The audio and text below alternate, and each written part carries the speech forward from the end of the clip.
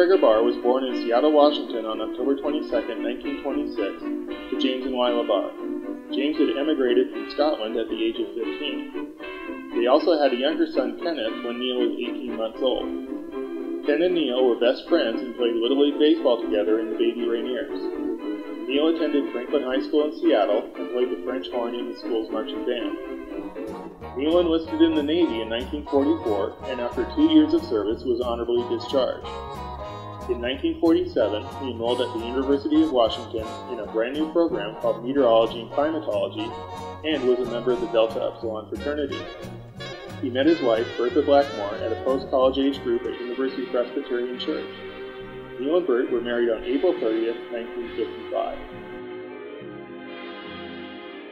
Well, he just came to the meetings that we had at University Press on Sunday evenings, the Ambassador group, which was a post-college age group. Did he sweep you off your feet? He must have. After all, I wasn't just a young thing. I was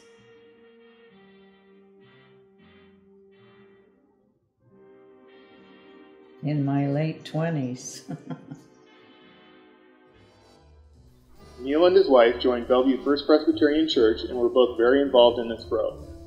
Neal was instrumental in several programs and could be counted on to help out whenever the call came. Well, I believe when we joined, Neal was on the session. We joined the church in 1959, and early in the life of the church, I think Neal was one of the leaders, and that's what I remember. He was always, at whatever occasion there was to be in church, he was there. Bert and Neal both served on the mission committee for many years, and my husband was on the mission committee, so we got to know him that way too. We'd go camping, those maybe all 5 of them, get in a tent, and it seemed to me Memorial Day. The Boeing, I guess, would go up to Lake Cochise, and I remember being right alongside of them. I don't remember anything special that happened, but it was so nice. And then in one of the couples clubs, I think it was one of the evening Bible studies, we were at their home. And so, yeah, just happy memories. Well, we loved the salmon bakes. In the early days, our senior adult fellowship was a group that many of us went to. It was a social thing. And we would go out to Lake Sammamish and have salmon bakes. And he was always planking the salmon or eating it or doing something. So that's what I remember. He was a big part of the early days of our church and helped form a lot of the wonderful memories that many people have. Neal and Bert were just always a part of the church. The church was a big part of our life, and they were just always there and always around, always involved.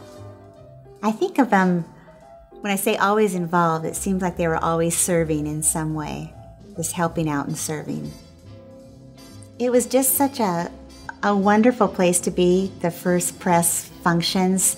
There were hiking trips, there were church picnics at Beaux-Arts, there were work parties here at the church. I remember liking those, especially coming up here and weeding on a Saturday. There were church potlucks, the missionary potlucks that we'd have in the fellowship hall. And I know I spent the night at the Barr's house when my parents were out of town, and there were meals at the Barr's. So just kind of community, just a lot of community with the Barr's.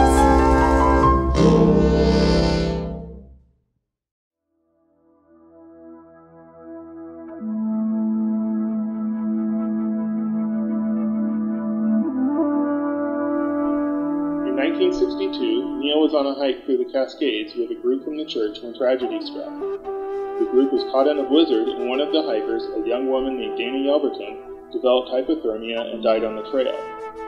Over 2 years, Neal led a successful effort to erect a shelter on the trail so other hikers need not suffer the same fate.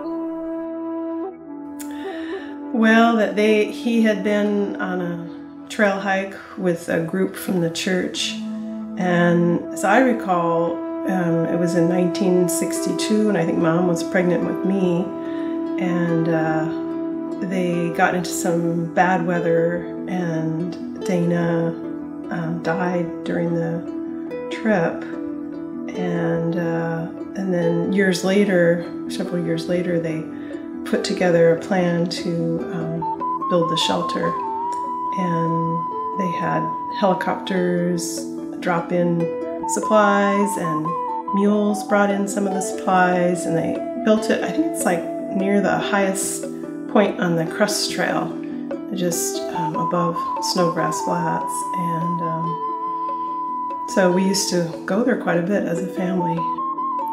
I started here as the youth pastor at First Pres Bellevue, well, it was Bellevue Presbyterian then, on August 1st of 1962, and Neal had been on a trail conference in the Goat Rocks, and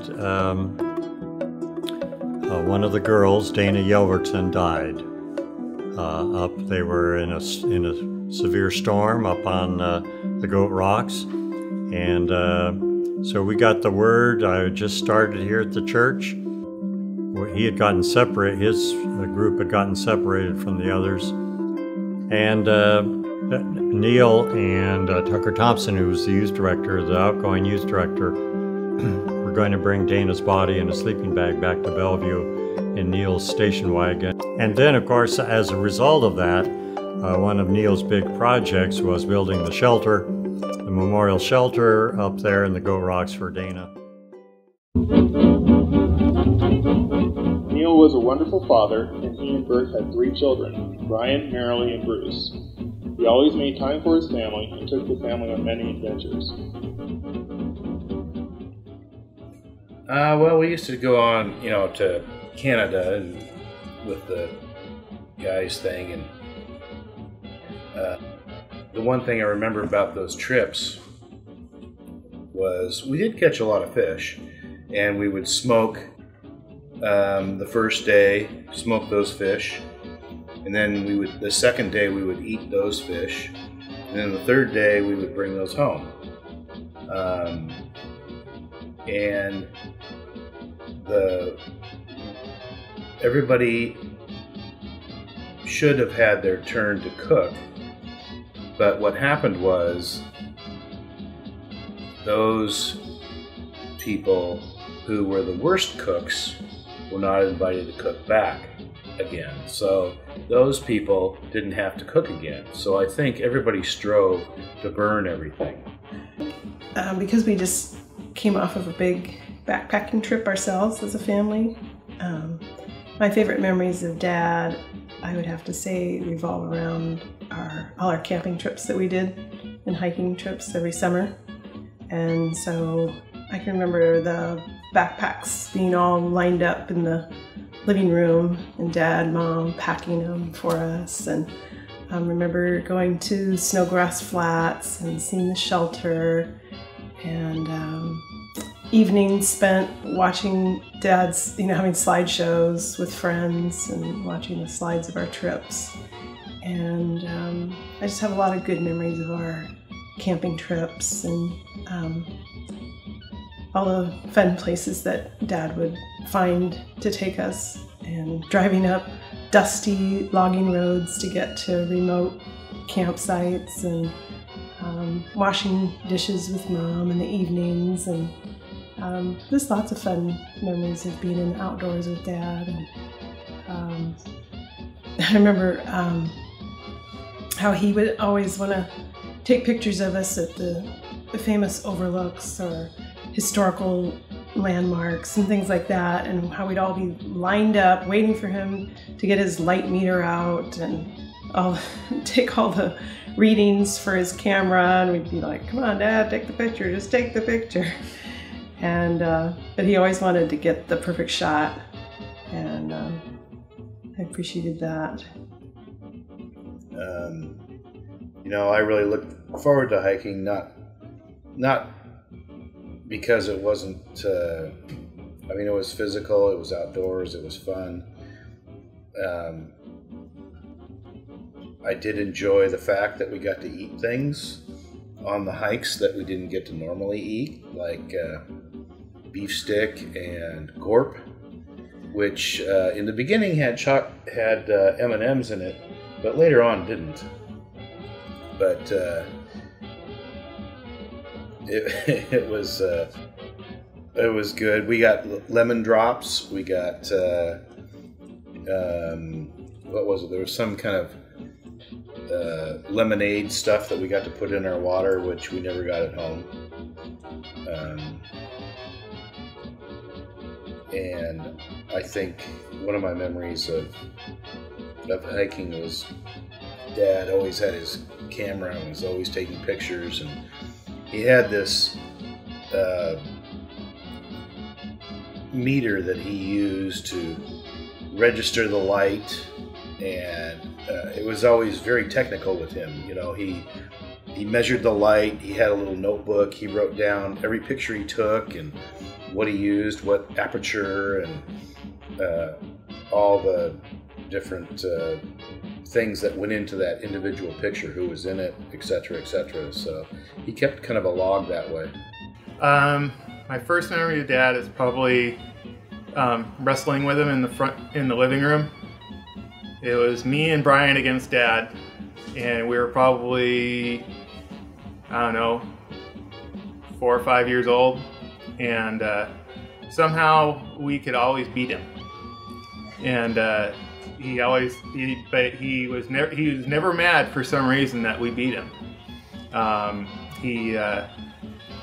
For some reason he enjoyed being beat by a couple little kids.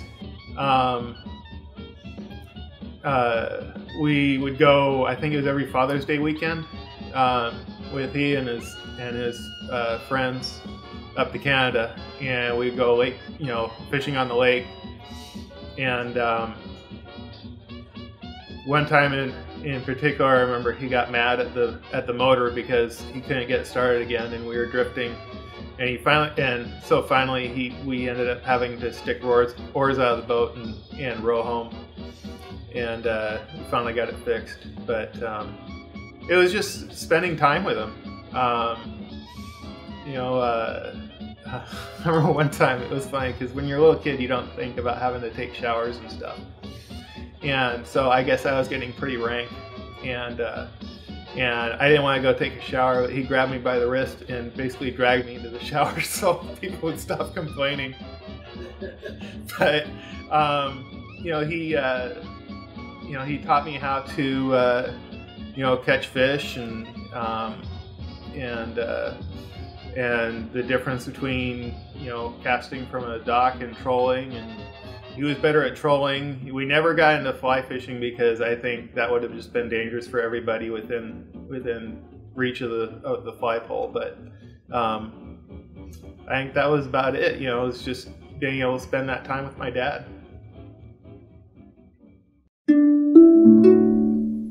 Neal also taught his children the important lessons of life.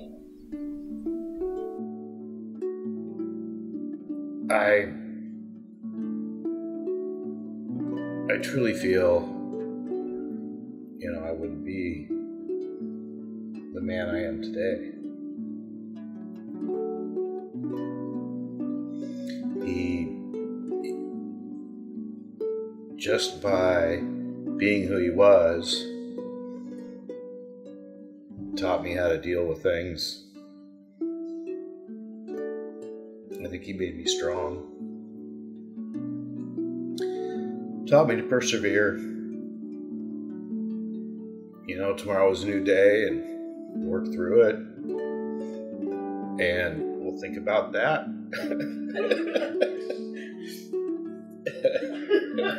We'll put it off till tomorrow. We'll think about it tomorrow, and we'll have a better insight on it. And I find myself doing that a lot.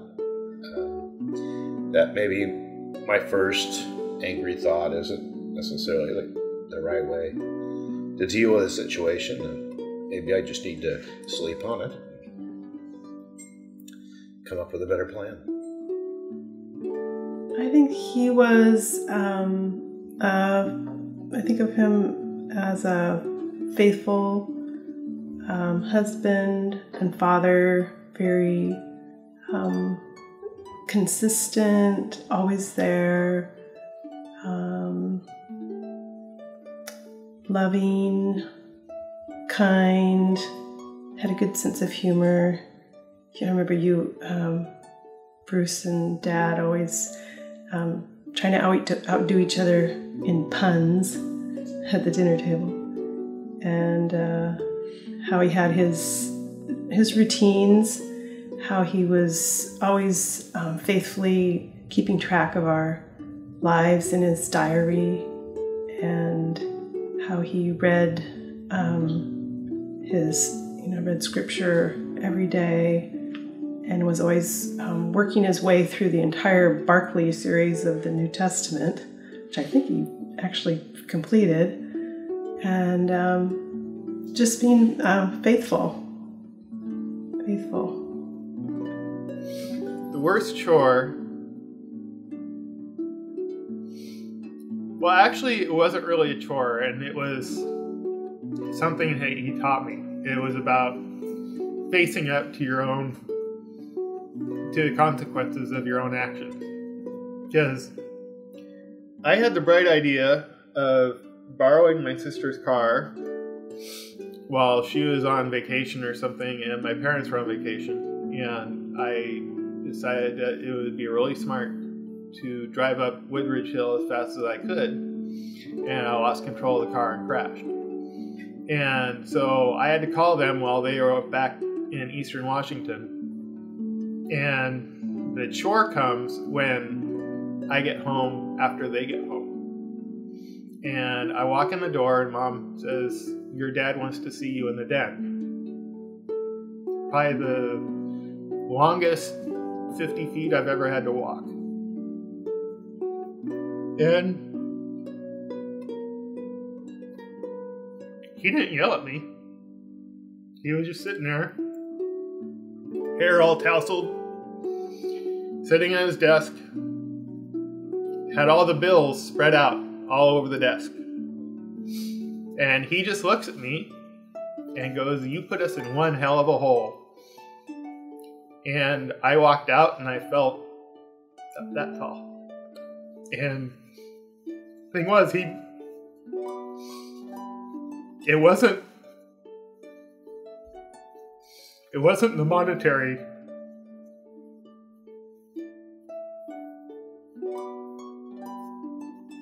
It was I had disappointed him.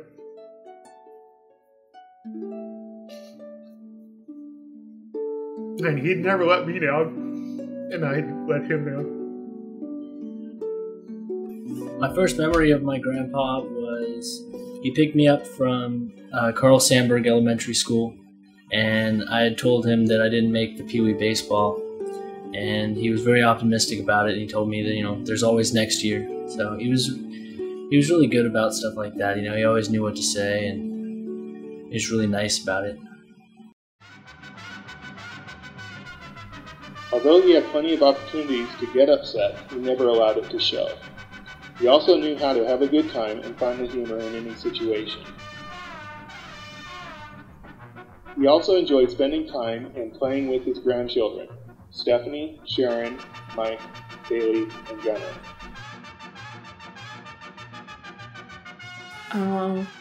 He was probably the most polite, sweet man. Never heard him say a bad thing about anyone. I think his normal response to any type of situation he didn't really care for was, "Oh, to each its own." Always happy.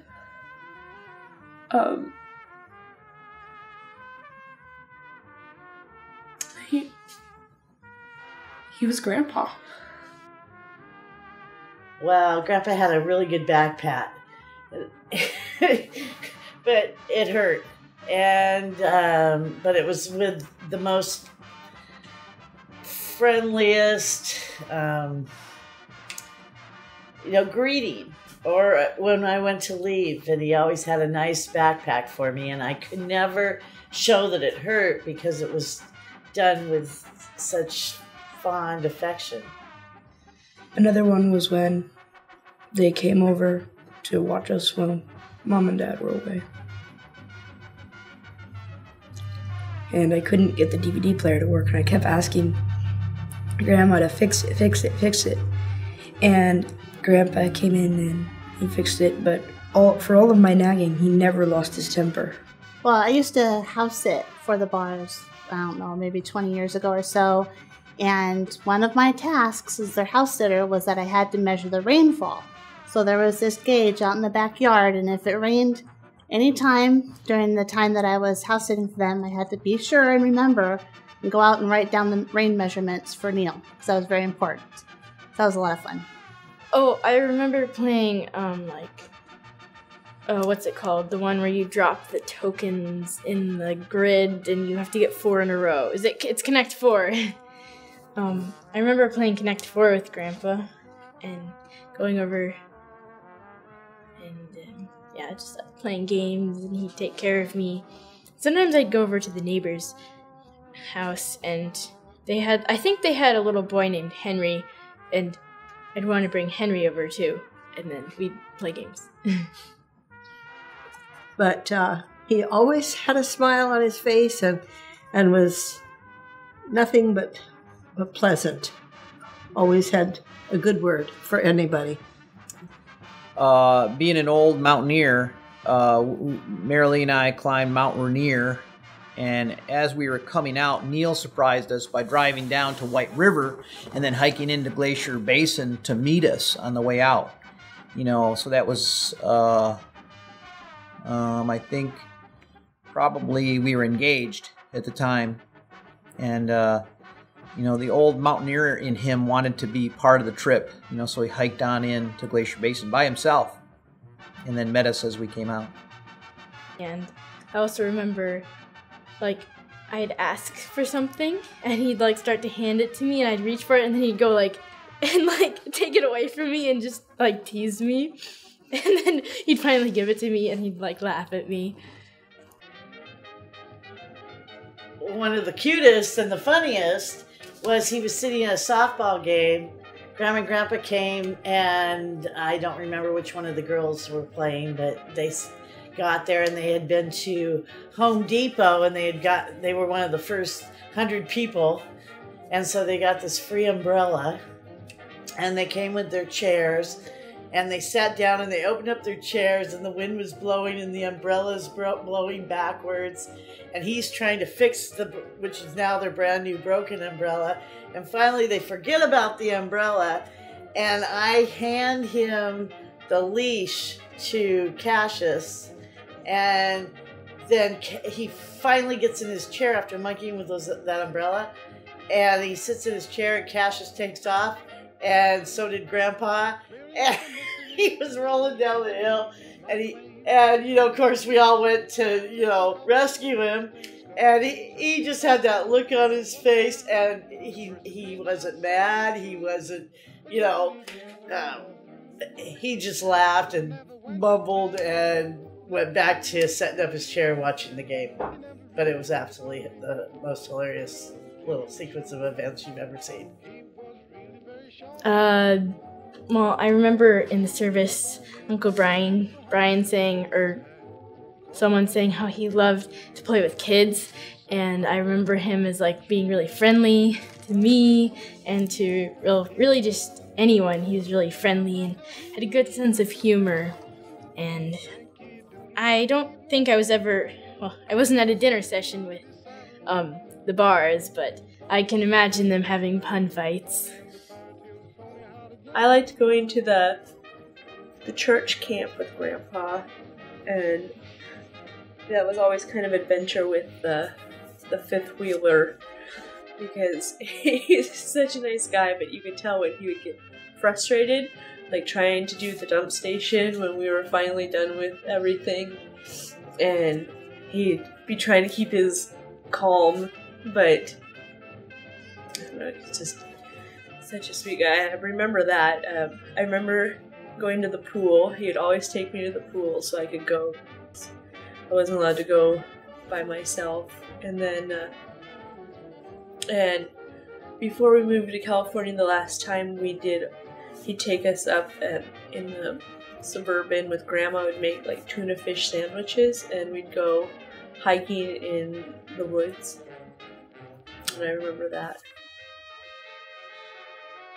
You know, he was always, you know, the perennial nice guy, and never knew him to be, you know, to get kerfuffled over much at all, and that, you know, he was always very cordial, and like Brian said in the eulogy, you know, you'd never hear Neal say a bad thing about anybody. One of Neal's favorite foods was ice cream, especially mint chocolate chip.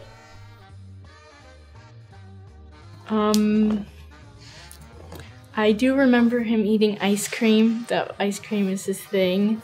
My favorite memory of Grandpa would have to be when I was like 5 or 6. It was right before moving down to California, and Stephanie and I were spending the night with Grandma and Grandpa, and we decided we wanted to make sundaes because Grandpa loves his ice cream. And so Stephanie and I were digging through the cupboards trying to find stuff because Grandma always had stuff for baking. And we found this can of, I think it was like instant coffee because it looked like cocoa, but Grandpa didn't drink coffee, so I think it was decaffeinated. And so we were splunking on top of the ice cream when we decided to just make smoothies out of it. And Grandpa likes his ice cream, so we were dumping it on there. But us being little, we weren't using spoons, and we dumped the entire can over the ice cream. And Grandpa's response was just, oh, we'll just add more ice cream. Well, after he retired, Mom and Dad came down to visit me in California. And it was just that they came down and visited. And it was funny because, you know, we had a nice dinner and everything. We're sitting around the table, and Donna says, "Okay, Neal, time for ice cream." His eyes lit up like the 4th of July. And and that just made his whole trip.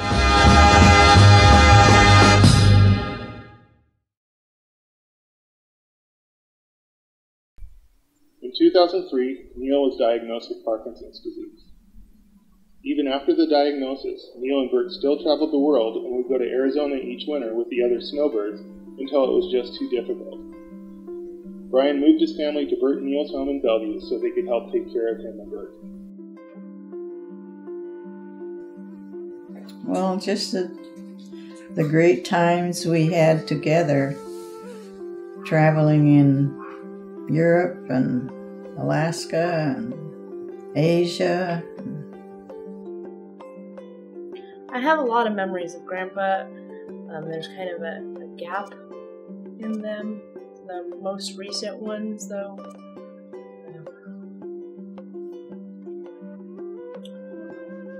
that's hard to say because he was always surprising me because, you know, Mom, stop crying.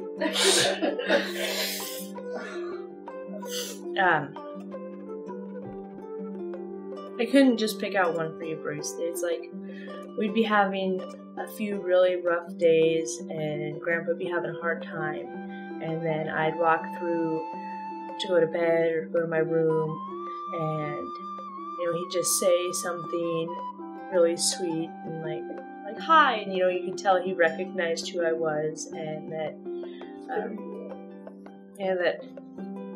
you need to... Thank you. And he'd reach out and he'd hold my hand and he'd squeeze it.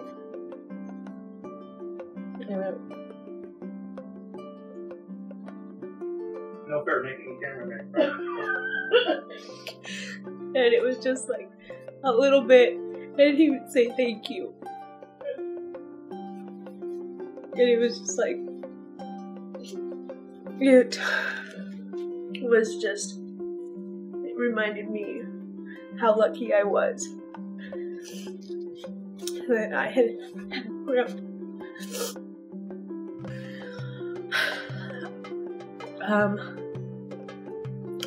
It's really sad that Grandpa had struggled the last few years because he was such a strong person and he was such a nice person, and it was hard for me to see him as well as he did with it, just to see him get so frustrated because when he began having a hard time communicating, and I would try to talk to him and try and figure out what he was trying to explain to me, and I was upset at first because it was like we were back and I had this chance to be so close to my grandparents that a lot of people don't have.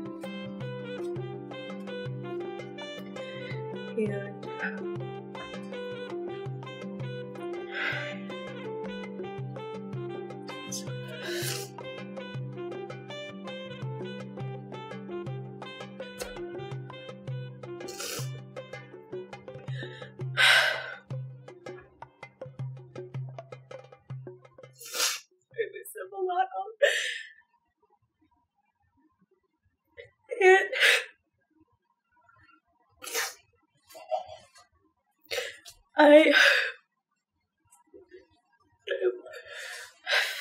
I wish we had more time to spend together,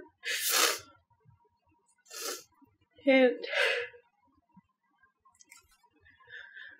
I feel like there's a lot more that I could have learned from him about just who he was as a person and natural kindness and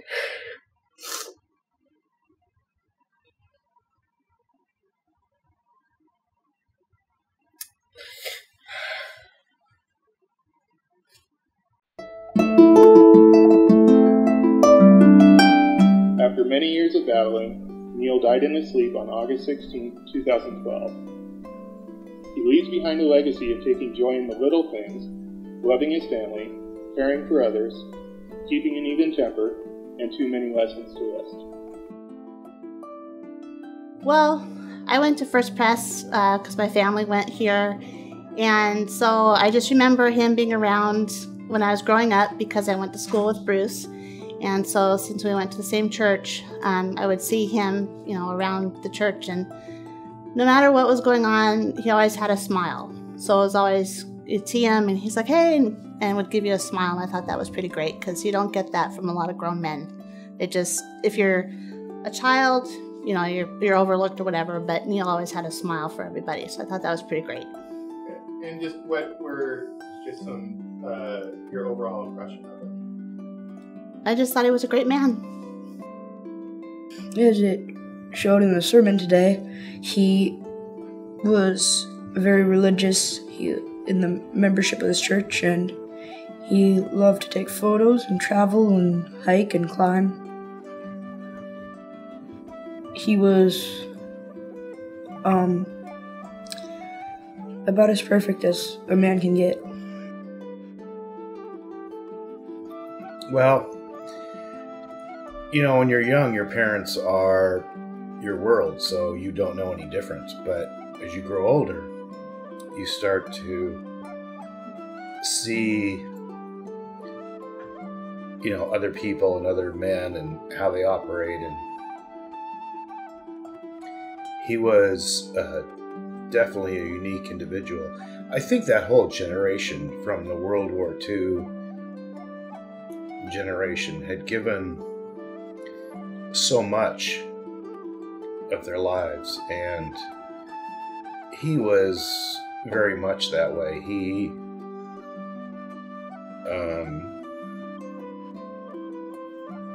gave up, everything for his family. He was very steadfast in his beliefs. He was very steadfast in what he thought and what he did. He stayed within the lines, which nowadays is a rare commodity. He was such a great person. And I can only hope to be as good as him. What do you think was his best attribute?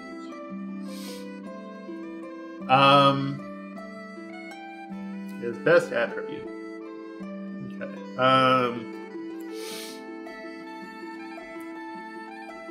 That he knew who he was.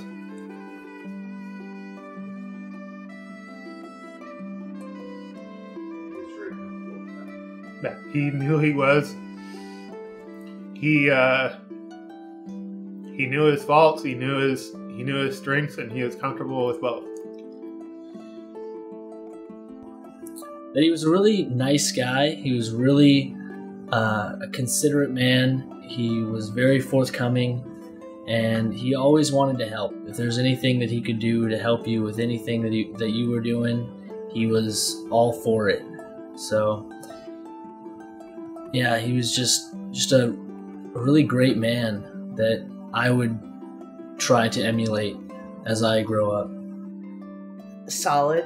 He was a solid person. He didn't ever waver, and there was no question from what was right or wrong or what is or isn't. It is what it is. He's very accepting of everybody. He liked everybody. I think Neal and his brother probably had the happiest upbringing because they were just deeply happy people. And he was kind. He did want to help anybody in any way he could. Now, if he didn't have that capacity, he wouldn't try to tell you he could help you do, fix something or do something, but he would certainly want to help you in any way he could. Just that I appreciate having grown up with him as a dad, and that he was always there, and I was always there as a dad. And very present in our lives. I appreciate the fact that he and Mom gave us our faith in Christ, and I appreciate that legacy. Well, it's probably a life that walked with Jesus his whole life. And that I think his reward is great in heaven, and that it was a life of quiet confidence and peace and one of diligence and intention, a life lived with intention. Well, I hope my son would want to emulate him for a lot of reasons. He's everything anybody should be. True-hearted, strong, persevering, non-boastful. I think anybody could learn something from. I could go on, but He was a good man, and true to his. He was very contented and very comfortable with his beliefs and his feelings.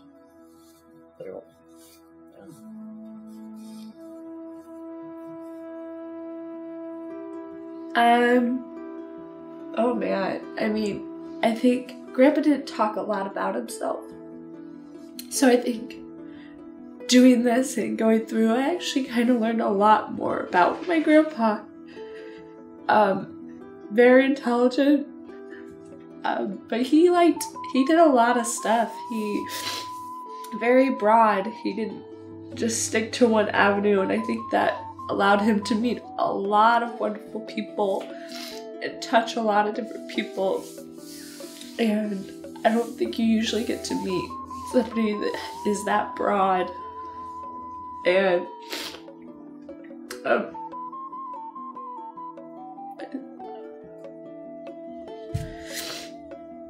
and someone just so generally happy to be a part of everything. I think there's really something very special about him. I thought this was going to be easier. But yeah, I'm going to miss my grandpa.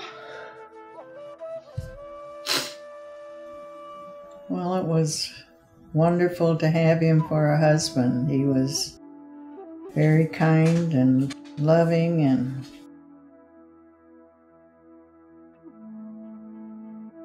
I couldn't have done any better.